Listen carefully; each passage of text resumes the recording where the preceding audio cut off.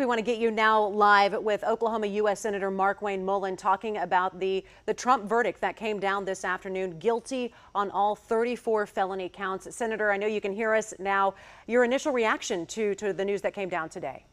Well, I'm traveling through the airport in Charlotte right now, and I will tell you the reaction of people around me because of all the news was shocking.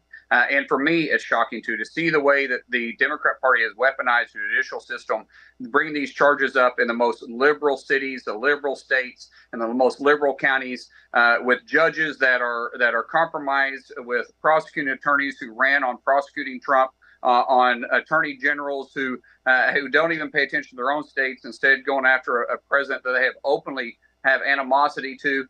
It's shocking to me, and honestly, it's a sad day for our country.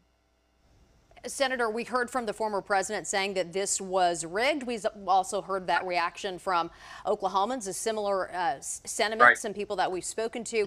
How do you make sense of that when this is a jury, 12 people chosen by both sides, making a unanimous decision?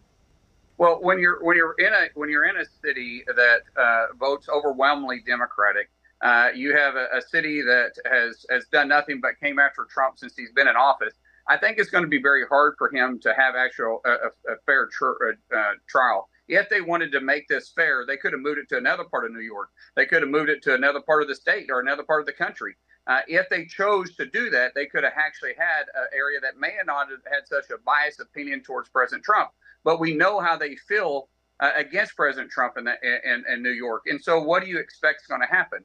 There was zero chance he was going to get a fair trial when this first started, which is why almost every one of these cases that the Democrats have brought up against President Trump has been in, as I said, very liberal counties, very liberal cities, and very liberal states, which is why they're all going to go to the Supreme Court. And I will say almost every one of them, if not all of them, will be overturned. How do you feel about voting for a convicted felon? How is this going to impact the presidential campaign? Zero. And in fact, this is going to actually increase President Trump's number. What you saw immediately after the verdict came down, when read, where you actually donate to President Trump online, actually crashed because so many people went there to donate to him. The American people are not ignorant. They're very smart, and they can see right through this. They can see how the Democrat Party has continuously went after President Trump, and they're never going to leave him alone.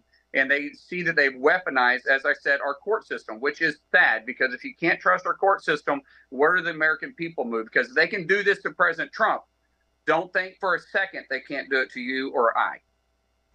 Senator, we appreciate you taking the time to speak with us, especially as you are traveling right now. Thank you so much.